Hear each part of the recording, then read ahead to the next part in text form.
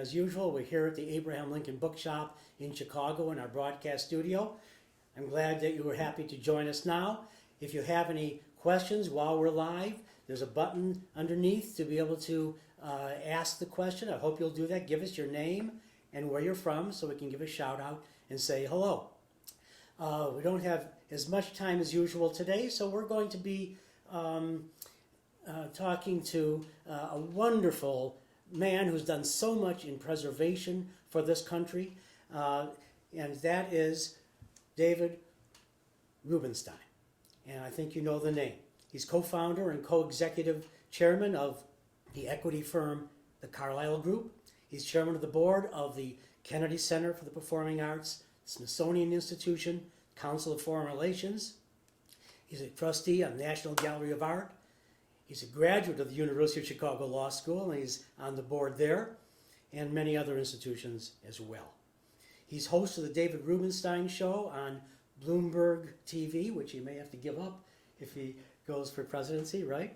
Today, we're here with his book, a really fun book, The American Story, Conversations with Master Historians.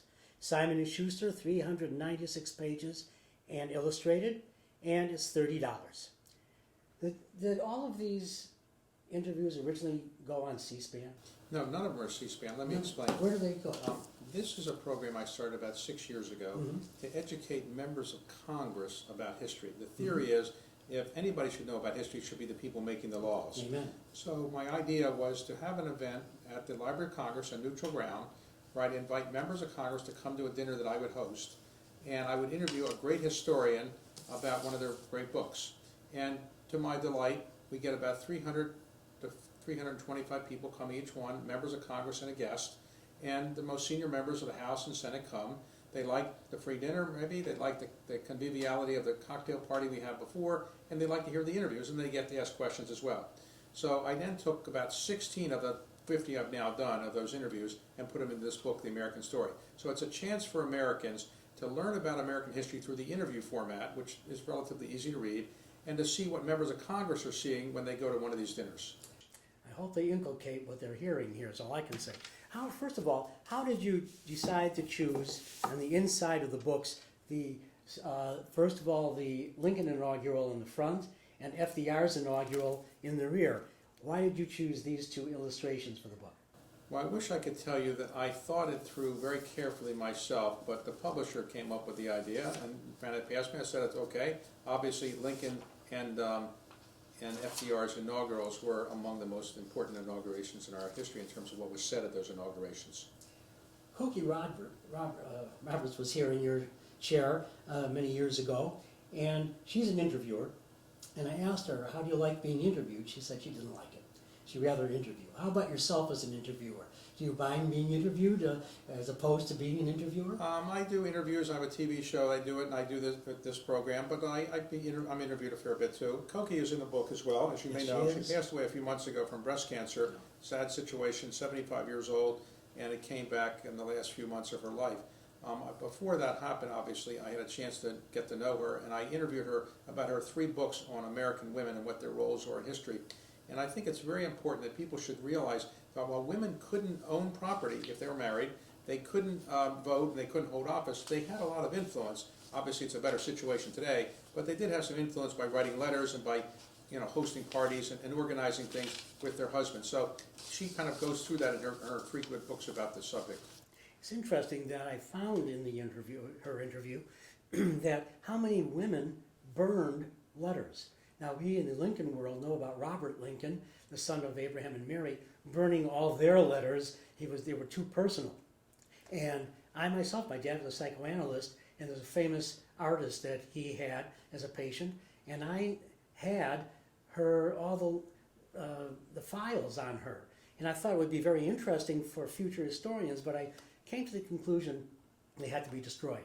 This is not an uncommon thing. For example, all the letters that George Washington sent to Martha Washington or Martha Washington sent to George Washington, they don't really exist any longer. They were destroyed. I think she burned all of the letters after his death. And it's not uncommon for that to happen. Many times, people in those days didn't want to have other people knowing their most innermost thoughts. And people wrote very personal things in these letters, and sometimes the men were more careful than the women because the men were afraid that they would be intercepted. During the Revolutionary War, John Adams didn't want to say certain things to Abigail because he was afraid the letters would be intercepted. He didn't want his secrets to go to the British. But we have a fair amount of letters from some people. John Adams and Abigail Adams, we have 1,000 letters between the two of them. So we do have some letters from some people, but for example, we have no letters from Thomas Jefferson about Sally Hemings. It's interesting, that same, we'll stick with John Adams for a moment, and Abigail asked him not to forget about the ladies when he was making the government. And so it's kind of interesting that Adams, we talk about his envisioning a continent, he could see that, but he couldn't envision women voting. Is that a complexity of humans or just men of the age? It's a very complicated subject, and it's hard to believe that it's only about 100 years ago that we really had women voting. For example, I just did in one of these series at the Library of Congress about 10 days ago a book by David Blight on Frederick Douglass. It won the Pulitzer Prize in 2019. Now, Frederick Douglass was famous for, among other things, trying to get the end of slavery. And he went to the Seneca Falls Convention in 1848 and is a big advocate for women to have the right to vote. But when the 15th Amendment came along, the 15th Amendment came along, he opposed including women. Why? Because he said that women really didn't suffer as much as black men did, and that if women were added to the 15th Amendment, it would fail in Congress. So he thought it would be better to get something than nothing. So he actually opposed including women then. Interestingly, some of the most famous women in history opposed women's right to vote. For example, Eleanor Roosevelt. You might think she was a pretty good advocate for women's rights, but she opposed women's having the right to vote in those days. Why? Because she had the view that women would lose certain rights and certain privileges, and she just thought it would not be productive for the role of women. Wrong, probably, but not probably, but was wrong, but that was her view. I want to go back to letters being destroyed. Today, people don't know cursive, younger people, many of them, and letter writing is going by the wayside. How are we historians ever going to view what was going on without letters and the dearth, not to mention the death of letters? Well, we have emails. Now, emails are not usually quite as comprehensive as letters. People would pour their souls out in letters, and they write fairly long letters.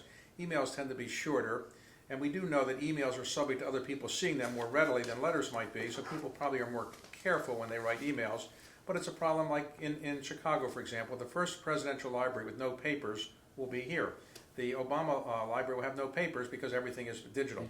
And when everything is digital, it's a little more challenging. So I don't have an answer for that, and I don't think cursive is going to come back anytime soon. No, I don't think so either. It's unfortunate.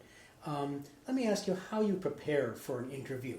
I've found that I have to read the books because I want to have a good content interview. And so I find I'm very happy when an author looks at me and says, "Hey, you read my book." And yeah. So the most important questions to me are those that I have an interest in, and that's how I do it. How do you prepare for the Here's what I do. interviews? I think it's a courtesy, among other things, to read an author's book. Now, unfortunately, sometimes it seems the authors are getting paid by the word, so these books now are 700, 800, 900 pages. But I feel you have to read it. After I read the book, I then sit down and outline questions that I want to ask.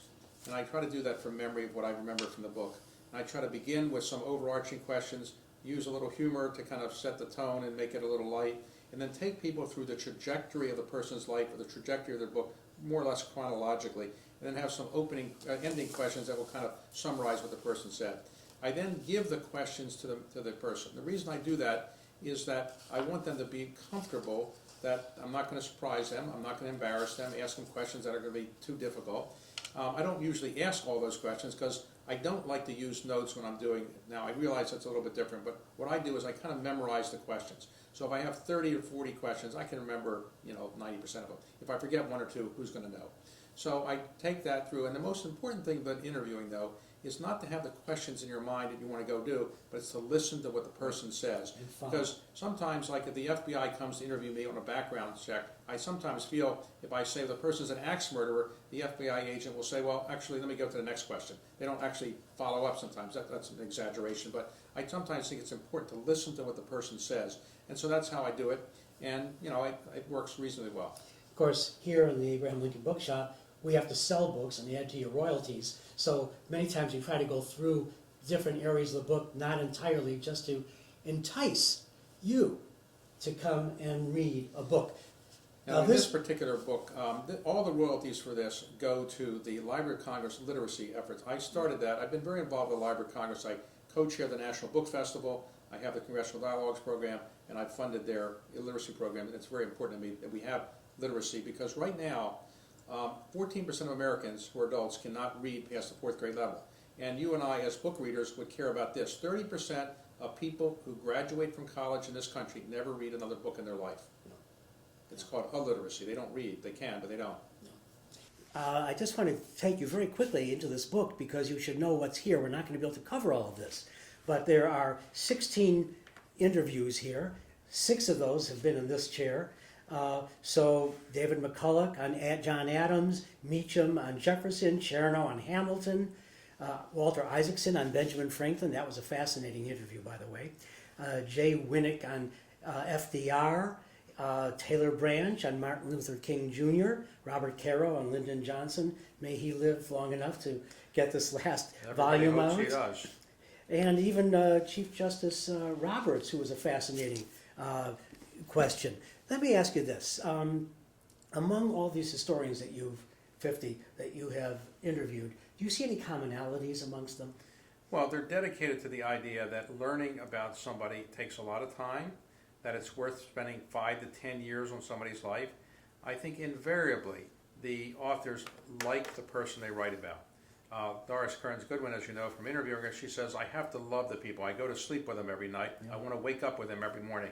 So she feels that you can't really do a good job if you hate the person you're writing about. Now, obviously, if you're writing a book about Hitler, different situation. But generally, she's looking at people that she wants to spend 5 or 10 years of her life with. I think it's true of all of them.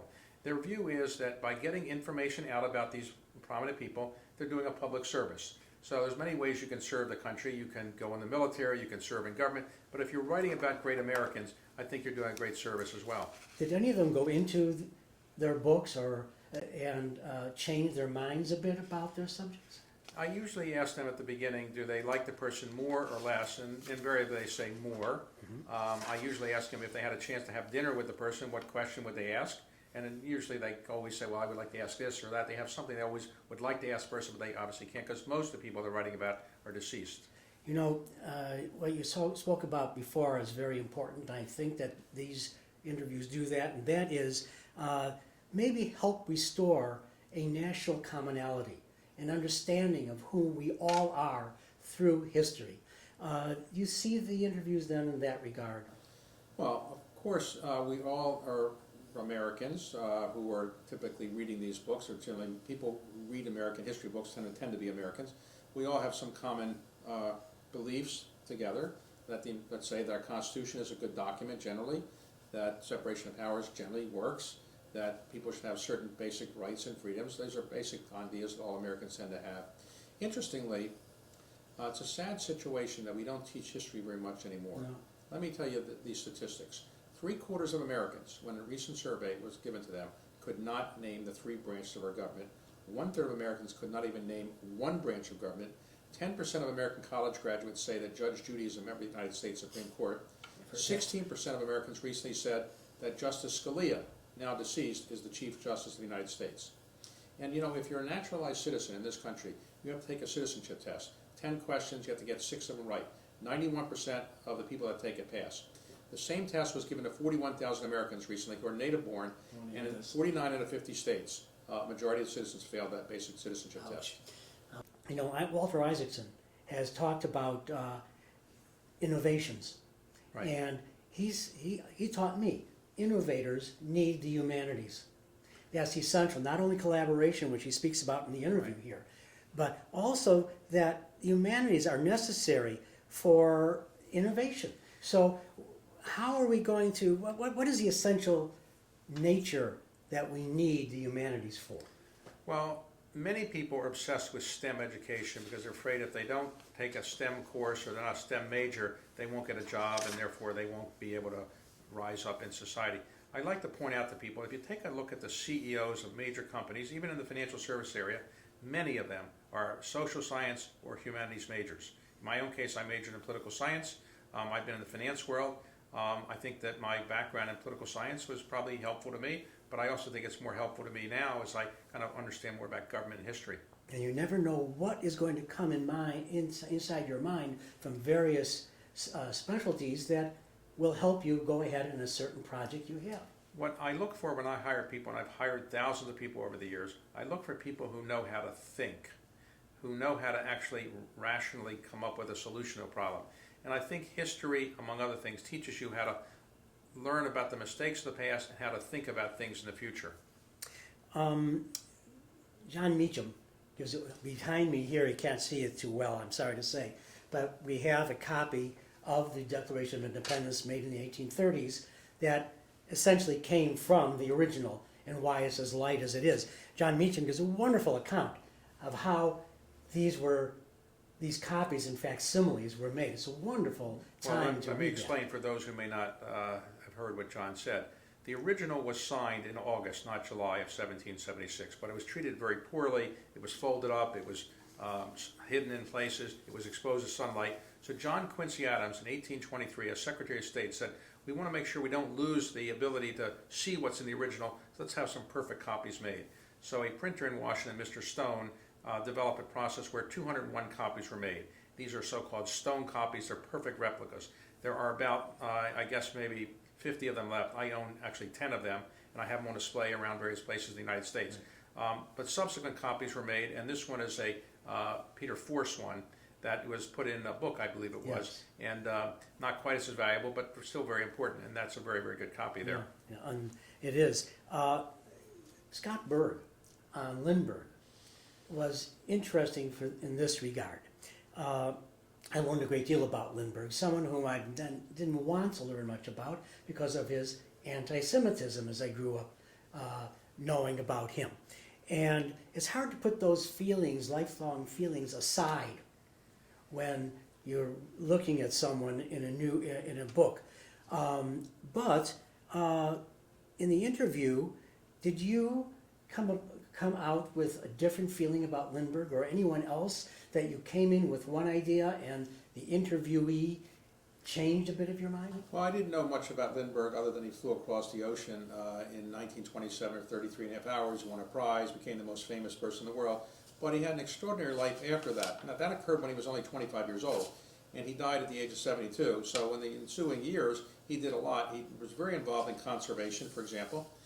Interestingly, when Scott Berg did that book, he won the Pulitzer Prize for it. Won the Pulitzer Prize. And he spent 10 years of his life, had access to the family papers. But he didn't know at the time that Lindbergh had fathered 7 children out of wedlock, 3 of whom were with German women. He had 3 German women, 7 children. And he only found out after this book came out when one of these children approached him and said, you didn't have a complete story. That's interesting. I know, I saw that. That's fascinating. For those of you who are listening right now, this book can be, a signed copy can be gotten for you. Now, if you're watching live, if you're watching on YouTube afterward, we'll have copies available for you. It's a fascinating read. And the interviews, how did you decide of the 50 whom to include here? Well, a good illustration of how I decided was when you read the names out, you read out names of people that were very well known.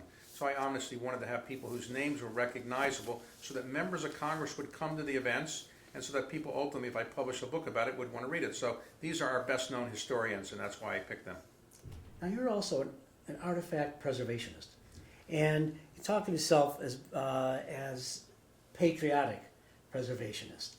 You're more perhaps on the macro level. We're a little bit more here in the shop on the more micro level, and they're both important because artifacts inform, they educate, they lead to discussions on larger issues. But that's not the only important point of it. I was going to ask you, what do you think about artifacts? The human brain evolves in strange ways. So, for example, you probably can remember somebody's face better than you can remember somebody's name. Amen. Why is that? Well, that's because Homo sapiens were roughly 400,000 years old. When we were in caves, we had to remember faces coming along, friend or foe. You got to remember the face. Names are 2,000 years old, 3,000 years old. So the brain hasn't evolved to remember the name as well as a face. The same thing is true now in the human brain with respect to artifacts. If you look at a computer slide of the Magna Carta, you may not say, now I'm going to go dig in to learn everything about the Magna Carta.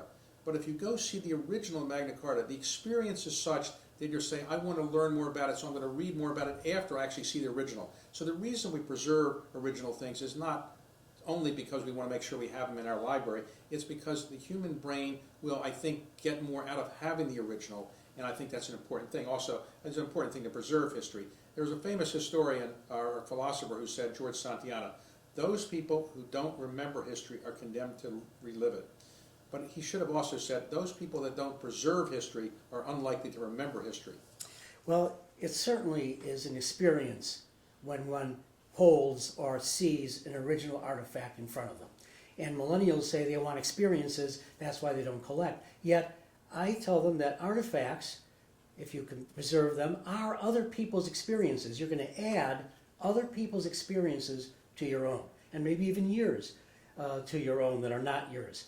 So that's how I look at artifacts as well. I hope you're right. I hope people who do or collect will add a lot to their life and feel better about it. I collect a lot of different things and I feel better about it. But let me ask you a question for a moment. Sure. Since I like to do interviews. So you've devoted your professional life to, among other things, Abraham Lincoln. You know a lot about him and the books about him. So if you could ask Abraham Lincoln one question, what would you ask him? Well, first of all, I'd like to certainly see his face when he was smiling, because it said that lit up like crazy. I'd love to see that, and not just the look you have to have for 18 or 23 seconds sitting in front of a camera back then. You know what, I would like to ask him about his father and the relationship with his father. We talked before we got on how I think he's an ungrateful son for not seeing that his dad had 14 mouths to feed in Indiana and Kentucky and then into Illinois, and that his money that he later said he was a slave to his dad, that's what all kids did on the frontier. I'd like to ask about that. I'm a relationship person. I'd like to know more about his relationship really with his kids. What did he feel about them? I'm not sure he was as good with Robert growing up as he then became with Willie and Tad later on. He seemed to grow into fatherhood a bit more with them. I thought you would have asked, what is his favorite bookstore? Well, it's not the Millard Fillmore bookshop, I'll tell you that. Right. There is none. Let me ask you about this. This is a big controversy today. Confederate monuments. And I'm sorry to bring it up, but it's such a big controversy. I want to ask you about that. Personally, I don't like to see artworks destroyed. Yet at the same time, public monuments tell us and the world whom we are, whom we want everyone to see. Personally, I'd like to see them all taken down and put into a humongous outdoor museum where they can be conceptualized and seen as art and history both. What do you think about the controversy? Of course, we try to preserve things from 1,000 years ago, 2,000 years ago, because when you preserve things, you might learn more about American history, or foreign history, I should say. Here's my view on that. Some of the Confederate statues of Robert E. Lee and other people were put up in the early 20th century really to be an anti-African American kind of statement. They were Jim Crow related. Those are probably not ones that really deserve great honor and respect. But there were some that were put up, if you can go back and look at the history, were put up really to honor the certain personal characteristics of, say, Robert E. Lee. And so if after the time of the Civil War, a Robert E. Lee statue was erected, and it was erected to honor him for his wonderful qualities, not the fact that he was, in effect, the leader of the Confederacy, which was against ending slavery, that might be a different situation. But it's not an easy thing. I don't have a perfect answer. If I did, I would give it. I do think some things are different than other kinds. Some Confederate statutes are different than others. You might, yeah, I can see that, but then again, I can see where an African American would not want to come into a town and see Bedford Forest or John Breckinridge there, where just as much as I would not like to see in a town Goebbels or Himmler. Well, I certainly understand and agree with that. I just think that sometimes if you have a statue, it reminds you of the past. It doesn't necessarily mean we're praising this person in all cases. Now, if you have a statue of Robert E. Lee at, let's say, Washington and Lee University, which is named after him, and he was given that position not because he was so much of a fighter for slavery, but because he was really a person who personified the qualities that Virginia had at the time. But I can see the argument both ways, and I don't want to say that it's an easy issue. It can, there's a lot of grays in it. But I think if you go back and say, well, if we are going to do something to take down monuments, why don't we take down the Washington Monument? George Washington was a slave owner. Why don't we get rid of the Jefferson Memorial? Jefferson was a slave owner. Why don't we get rid of anything that is named after somebody that was a slave owner? 9 of the first 12 presidents in this country were slave owners. Mm-hmm. About half of the people who attended the Second Continental Congress, where the Declaration of Independence was drafted, were slave owners. Probably almost half of the people who attended the Constitutional Convention were slave owners. So you have to balance these things, and I think it's not as easy to say with a broad brush, tear everything down or preserve everything. Talking about monuments, I read in the book that there was a John Adams monument that has been proposed but never funded. Yes. How did that come about, and what do you think it should look like? What should it be?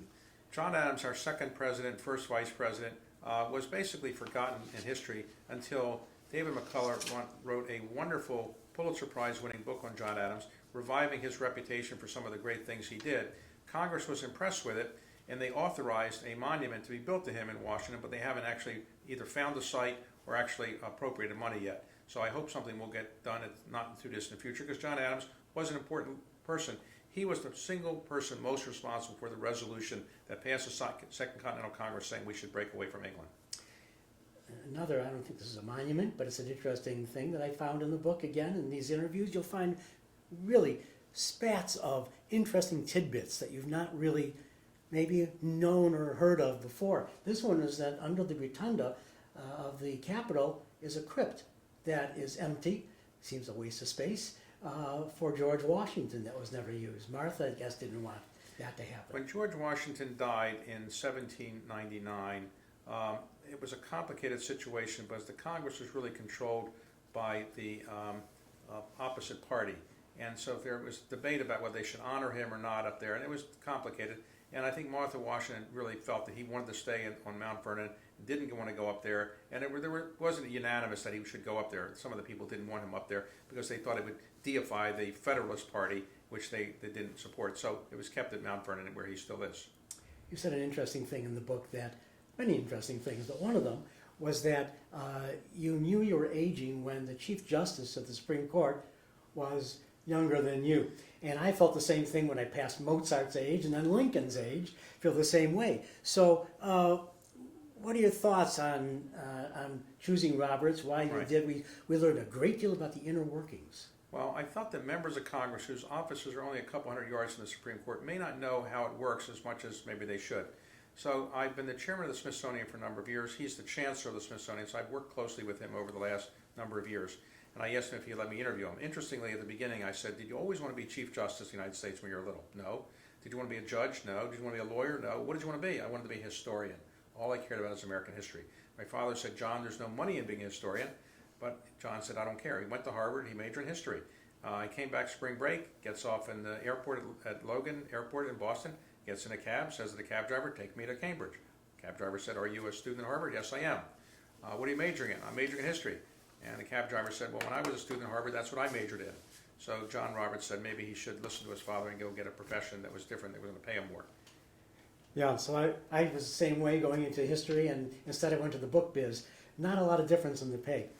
Now, Bob Woodward was a fascinating interview on all sorts of subjects.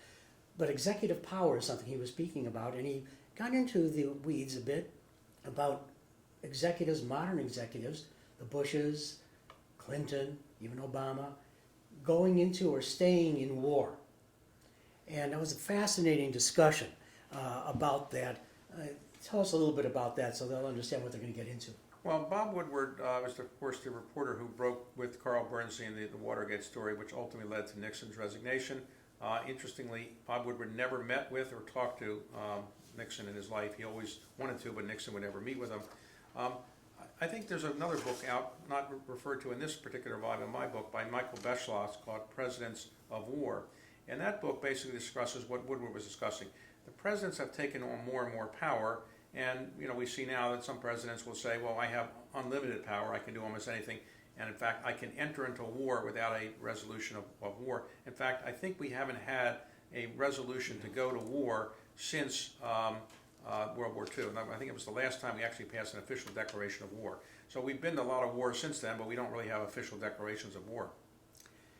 David McCulloch was talking in here about history is human. And we've always said that, humans, and first of all, humans have not changed really since caveman days. Names have come, as you mentioned, that's about it. So, because we're still human, are we doomed to repeat history anyway, even though we read it, so we don't repeat it? But No. as human beings, are we going to continue to do that? Well, if you go back through several thousand years of history, you see some of the same patterns over and over again. So yes, people do relive some of the things that are done in the past. They might learn some things, but remember, not everybody learns history. Not everybody really knows about the mistakes of the past. But there's no doubt that humans over the last several thousand years have changed somewhat, but we have many of the same emotions that we had before, and some of the same problems. Well, let me ask you a question here at the end. Whom would you have liked to interview of all the people that are in this book? Right. Who would you have gone to? Everyone says Lincoln, of course, but I'm not sure. Well, I hate to be here and tell a lie, Exactly. but the truth is, our greatest American president was Abraham Lincoln. He held the Union together. It isn't self-evident that any other person would have tried to do it, and he actually did it. In other words, I might have said if I was president, look, the South, you want to go away, we don't care about your slavery, we're not going to do anything about it anyway, so I'm just going to run my northern country.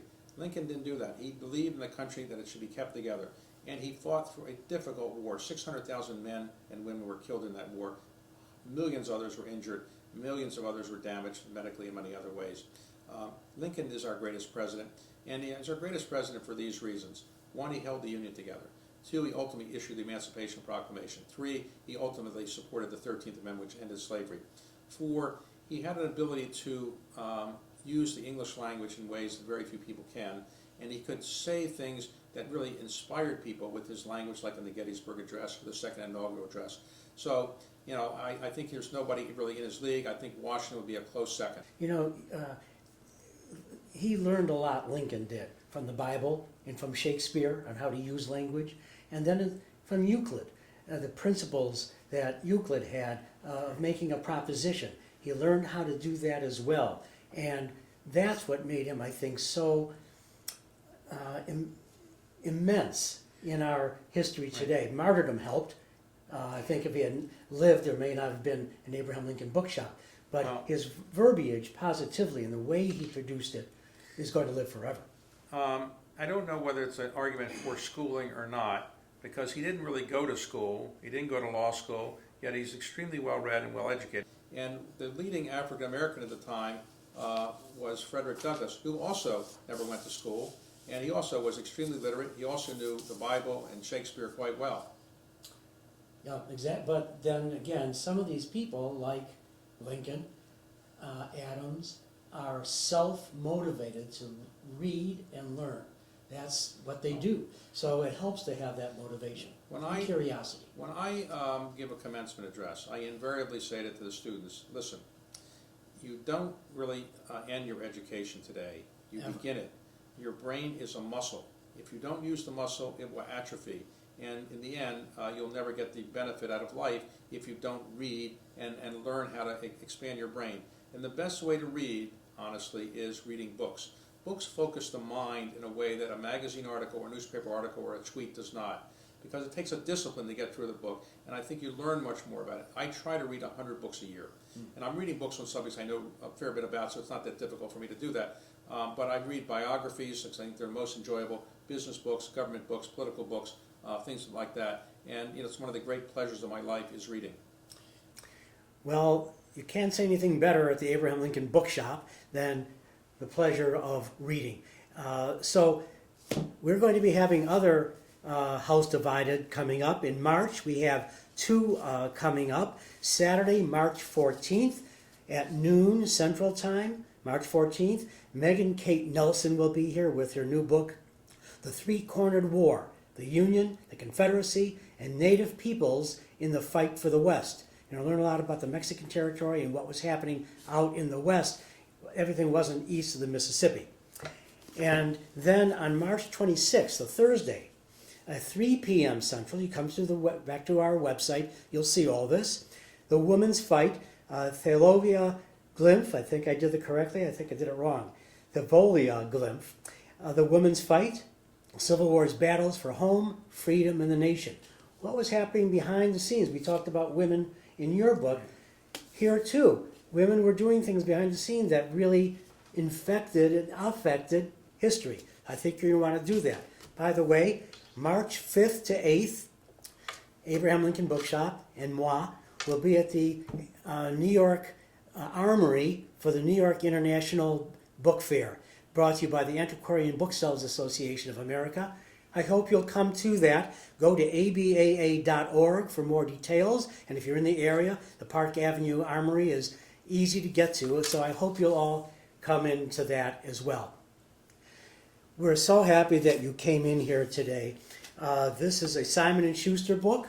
We're so happy that they had you come here and that you decided to be with us today, David. My Thank pleasure. you so Thank you very much. much. I enjoyed We it a great enjoyed deal. this as well. Thank you.